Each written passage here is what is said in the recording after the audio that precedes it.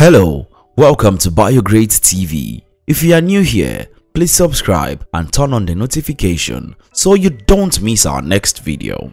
How Botswana got her independence.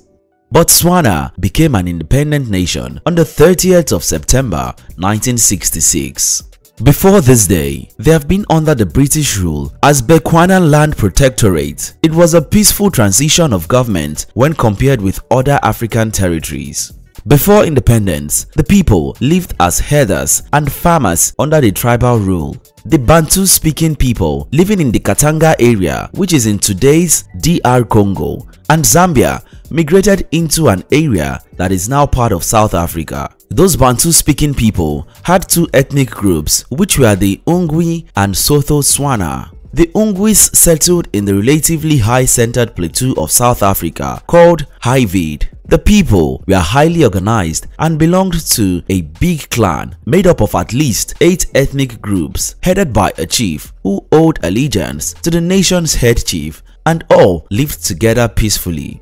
But war broke out in the late 19th century between the Shona inhabitants of Botswana and Ndebele tribes who were migrants into the territory from the Kalahari Desert.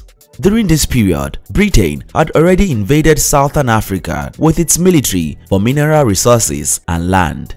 At the same time, the Dutch settlers, who are referred to as Afrikaners or Boers, with the German settlers in Namibia, were moving northwards and westwards from Transvaal. They took possession of the land of the people of Botswana, which were rich in natural resources such as diamond. In 1870, 3 of the clan leaders, the King of Negwato, Bathwen I, and Sibele I, sought for assistance from the British government regarding the threat of their territory's possession by the Dutch and German settlers. Britain quickly came to their aid. The leaders then traveled to London for meetings, and by 31st of March 1885, the land became Bechuana land and was under British protection, which later became the modern-day Botswana.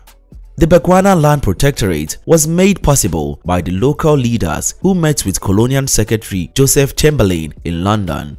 They persuaded him to promise their region the continuing protection of their crown. Chamberlain, in return, used a part of their territory for construction of the railway to the north. The Scottish missionary John Mackenzie, who lived at Shawshong from 1862 to 1876, also campaigned for the establishment of what became Bechuana Land Protectorate to be ruled directly from Britain. The Northern Territory remained under direct administration as the Bechuana Land Protectorate, which is now Botswana, while the Southern Territory became part of the Cape Colony, which is now part of the Northwest Province of South Africa. The Tati concession land that was previously part of the Matabele Kingdom was administered from the Bechuana Land Protectorate after 1893. In 1910, the Union of South Africa was formed. Bechuana Land Protectorate, Basotho Land, which is now Lesotho, and Swaziland, now Eswatini, were not included but was later given the opportunity to join. When the people of Bechuana Land Protectorate was asked if they would love to join the Union of South Africa, they refused. Although the South African government wanted Britain to transfer the territory of Bechuana, but Britain held on to Chamberlain's pledge, confirming in 1935 that no transfer of sovereignty would take place without the agreement of both the people of Bechuana Land Protectorate and of the British government. Separate advisory councils of Africans and Europeans were established in the Protectorate, and the tribal rule and powers were further developed and regularized. Meanwhile, South Africa elected a nationalist government which used apartheid. South Africa later withdrew from the Commonwealth in 1961, which brought an end to any prospect of combining the territories of Botswana, Lesotho, and Swaziland into South Africa. In 1950, the politics of South Africa became evident in a case which draws worldwide attention. Seretse Khama, a grandson of Khama III and heir to the leadership of Ngwato while studying at Oxford, United Kingdom, marries a British woman, Ruth Williams. This was against Southern African apartheid law introduced by the nationalist government 2 years earlier. The law has banned any sexual relationship between different races, so South African pressured the British to ban Seretse Khama and his wife from Bechuana Land Protectorate. Seretse Khama was only allowed 6 years later to return as a private citizen, although still banned from inheriting the tribal kingship.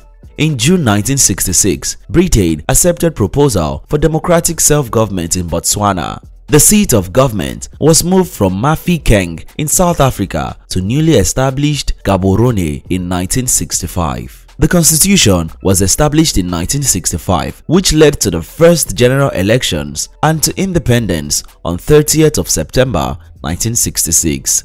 Seretse Khama, who was an heir to the kingship of Ungwato, was elected as the first president of Botswana, which was earlier known as Bechuana Land Protectorate. The transition from the British to the self-rule government of Botswana was very peaceful and successful. Khama was re-elected twice and died in office in 1980. Since independence, the nation has maintained a thriving democracy with Botswana Democratic Party as the main party. The country has achieved one of the highest per capita income rates in Africa. What have we missed out in this history? Let's know in the comment section. Will it be ridiculous to subscribe to our channel? If no, please like this video, share and subscribe to our channel.